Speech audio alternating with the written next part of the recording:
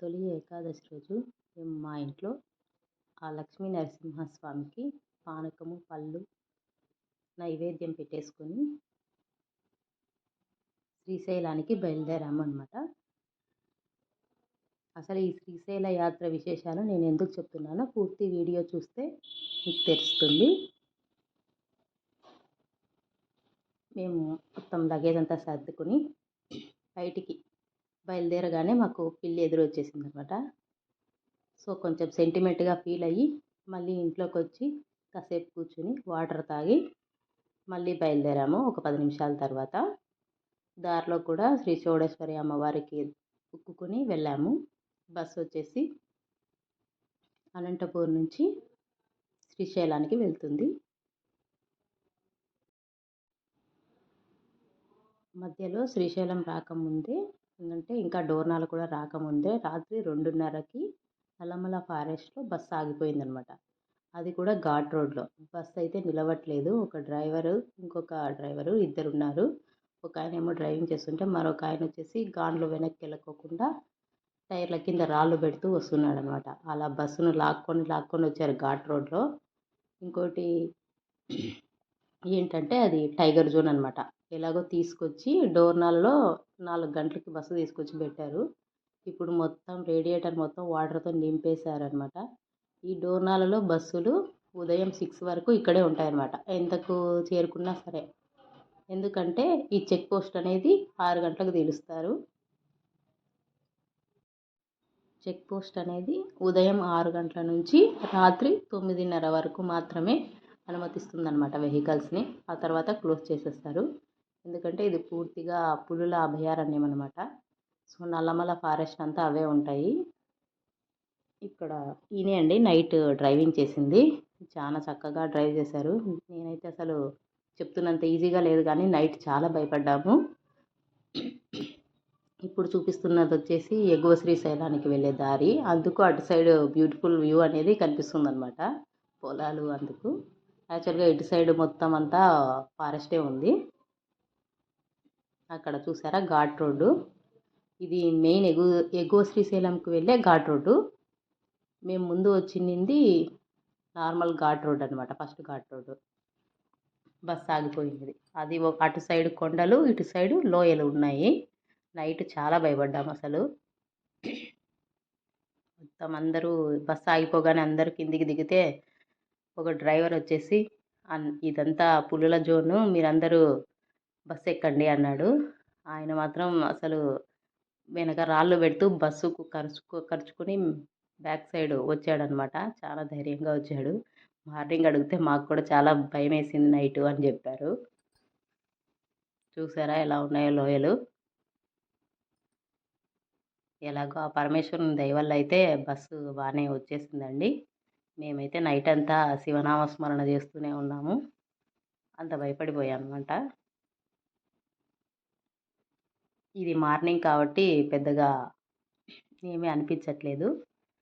ఇది ఎగువ శ్రీశైలంకి వెళ్ళే దారిలో ఈ మార్నింగ్ టైమ్స్ వెహికల్స్ కంటిన్యూస్గా వెళ్తూనే ఉన్నాయన్నమాట. 6 నుంచి అలో చేస్తారు కదా. సో అలా కనిపిస్తూనే ఉన్నాయి వెహికల్స్. నైట్ టైం అక్కడైతే కనిపించలేదు అసలు. ఇంకొకటి ఏంటంటే ఇక్కడ ట్రైబల్ ఏరియాస్ కూడా ఉన్నాయి. అక్కడ లేవు, ఇక్కడ ఉన్నాయన్నమాట. అక్కడక్కడ కొంతమంది గుడిసెలు అవి వేసుకొని నివసిస్తున్నారు.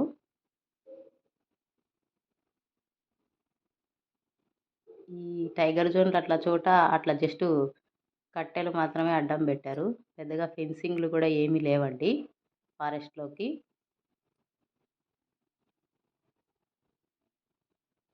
ఇలా పైకే కనిపిస్తూ ఉంటుంది మొత్తం ఫారెస్ట్ అంతా. బాగా చూస్తున్నారా, అవి ట్రైబల్ ఏరియాస్ అనమాట. అక్కడక్కడ కొన్ని ఇళ్ళు మాత్రమే ఉన్నాయి. అది కూడా తడికలతో కట్టెలతో మాత్రమే కట్టుకొని ఉన్నారు.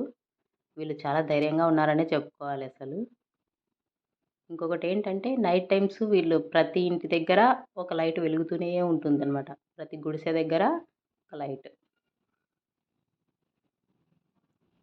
చూసారా మొత్తం అన్ని తడికలతోనే ఉన్నాయి గుడిసెలు. వీళ్ళంతా శ్రీశైలంలో ఏదో ఒక పని చేసుకుంటూ జీవిస్తుంటారనుకుంటా. ఇలా చిన్న చిన్న కొట్లు అవి పెట్టుకున్నారు. అంటే వెహికల్స్లో వచ్చే వాళ్ళు ఆగుతూ ఉంటారు కదా. బస్సు కాబట్టి ఎక్కడ ఆగలేదండి, డైరెక్ట్గా శ్రీశైలం వరకు వెళ్తూనే ఉంది.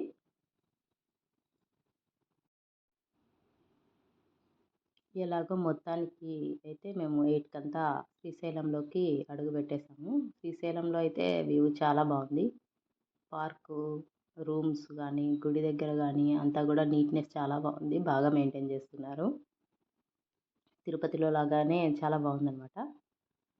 రూమ్సే కొంచెం దొరకడానికి కష్టమైందండి. ఏసీ రూమ్ అయితే అసలు దొరకలేదు. మామూలు రూమ్ దొరికింది, అది కూడా రికమెండేషన్ మీద. ఇది కూడా బాగానే ఉంది. మేము ఎలాగో ఈవినింగ్కే వెకేట్ చేసేస్తాం కాబట్టి రూమ్ ఏమైనా పర్వాలేదండి. జస్ట్ ఫ్రెష్ అప్ అవ్వడానికే కాబట్టి ఫ్రెష్ అప్ అయ్యి రెడీ అయిపోయాము టెంపుల్కి వెళ్ళడానికి. అందరము, నేను, మా పాప, మా వారు అందరం రెడీ అయ్యి టెంపుల్కి బయలుదేరామన్నమాట. ఈరోజు ఏకాదశి తర్వాత కదా, భక్తుల రద్దీ అనేది చాలా ఎక్కువగా ఉందన్నమాట. సో భక్తులు ఎక్కువగా ఉండడం వల్ల మేమైతే 300 టికెట్ తీసుకున్నాము. ఇక్కడ వచ్చేసి 150, 300, 500 అలా టికెట్స్ ఉన్నాయి. ఉచిత దర్శనం కూడా ఉంది. బయట క్యూలలో జనాలు ఎవరు లేరు, కానీ లోపల మొత్తం అన్ని క్యూలలో జనాలే ఉన్నారు.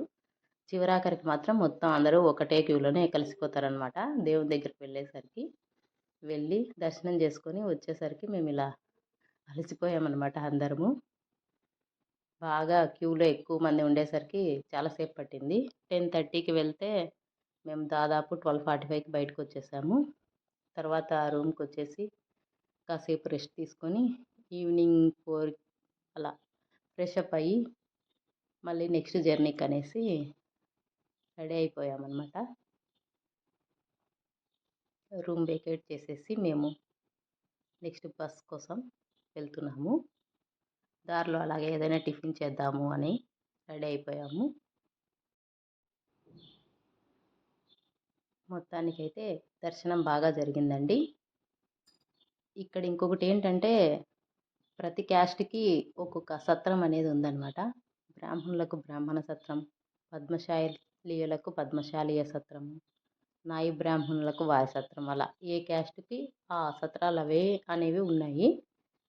ఏ సత్రాల్లో అయినా రూములు దొరకాలంటే కొద్దిగా రికమెండేషనే ఉండాలనుకుంటా. ఇలా దారిలో మా వారు మా పాప వెళ్తూ ఉన్నారు. మా పాప బొమ్మలు కావాలని అడిగింది. అవి ఎక్కడున్నాయా అని చెప్పేసి మళ్ళీ తిరుగుతూ వెళ్ళామన్నమాట. ఆల్రెడీ దర్శనం దగ్గర కూడా చాలాసేపు నడిచాము. మళ్ళీ ఇప్పుడు కూడా నడుచుకుంటూ వెళ్తున్నాం. ఇది వచ్చేసి పద్మశాలీయుల సత్రం అనమాట. ఇక్కడ ప్రతి సత్రంలోనూ అన్నదానం చేస్తారండి. మధ్యాహ్నము, నైట్ 2 పూట్ల అన్నదానం అయితే ఉచితంగానే చేస్తారు. ఇక్కడ పిల్లలకు హాస్పిటల్ కూడా ఉందన్నమాట. మా పాప ఈ లేగదూడని తీయమని అడిగింది, అందుకే తీశాను. బొమ్మల కోసం అలా బొమ్మల కొట్ల దగ్గరికి వెళ్ళాము. అన్ని షాపులు చూస్తూ ఉంది, ఏ బొమ్మలు కొనాలా అనేసి.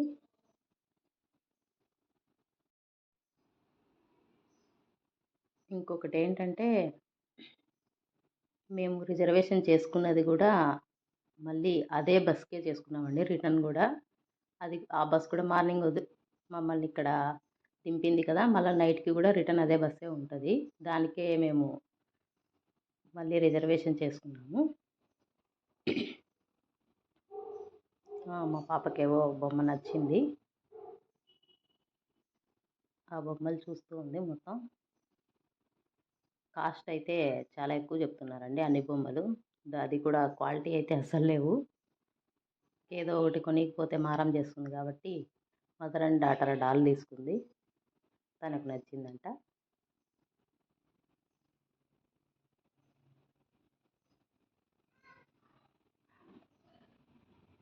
ఇలా ఉన్నాయండి బొమ్మలు అయితే.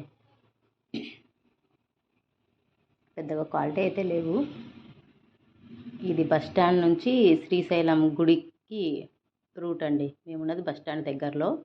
ఏదైనా టిఫిన్ తిందామనేసి ఫుడ్ కోర్ట్కి వెళ్ళాము.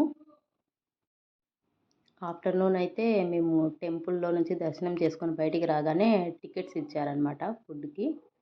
అదే దేవస్థానం అన్నదాన సత్రంలో టికెట్స్ ఇచ్చారు. అక్కడే భోంచేసాము. అక్కడ చక్కగా విస్తర్లో కేసరి వేసి అన్నంలోకి వంకాయ, పప్పు, సాంబారు, రసం, మజ్జిగ ఇలా అన్నీ పెట్టారు. దేవాలయ ప్రసాదం అంటే అది అమృతంతో సమానం. చాలా బాగుంది. మళ్ళీ సత్రంలో కూడా పెడతారండి. మేము అక్కడైతే భోంచేయలేదు. ఇంకా ఆల్రెడీ చేసేసాం కాబట్టి మళ్ళీ నైట్కి పెడతారు. మేము చేయలేదు. ఇక్కడ ఏదైనా టిఫిన్ చేద్దామని వచ్చాము. ఇక్కడైతే మొత్తం అన్ని రకాల టిఫిన్లు, చాట్స్, ఇంకా all types of veg biryanis కూడా అవైలబుల్లో ఉన్నాయి. ఇంకో ఫెసిలిటీ ఏంటంటే ఈ ఫుడ్ కోర్ట్‌లో పిల్లలకి చక్కగా ఆడిపిస్తూ తినిపించుకోవచ్చు అనమాట. బొమ్మలు అవి పెట్టేశారు పిల్లలు ఆడుకోవడానికి.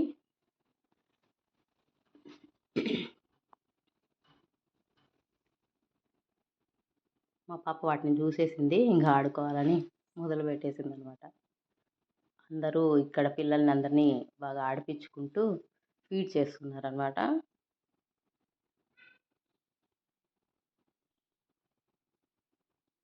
తను కూడా కాసేపు అన్నిట్లోనూ ఆడుకుంది.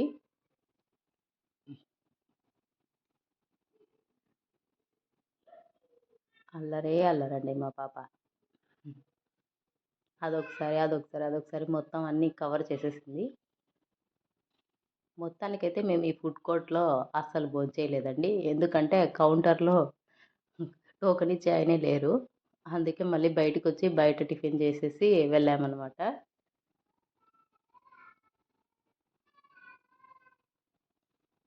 వస్తే మాకు రిటర్న్ కూడా సేమ్ అదే బస్సే కదండీ!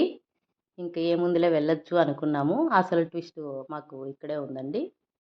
6:30కి స్టాండింగ్‌లో ఉండాల్సిన బస్సు లేదనమాట. ఎందుకంటే దాంట్లో రేడియేటర్‌లో నుంచి మొత్తం వాటర్ అన్నీ కారిపోతున్నాయంట.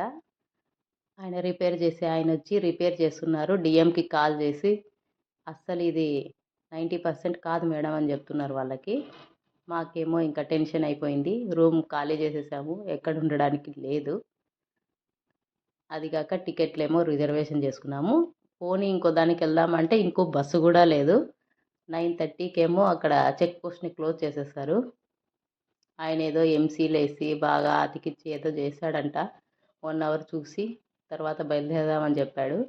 మళ్ళీ భయమేస్తుందనమాట. అలా అయినా ఘాట్ రోడ్‌లో ఎలా వెళ్తుందో ఏమో బస్ అని.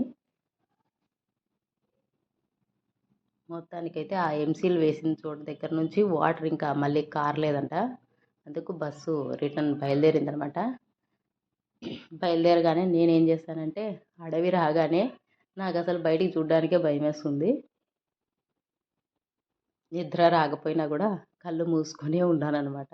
మొత్తం ఘాట్ రోడ్ మొత్తం దాటిపోయే వరకు పూర్తిగా శ్రీశైలం అంతా దాటిపోయి ఆత్మకూరు వచ్చే వరకు నేనైతే భయపడుతూనే ఉన్నాను.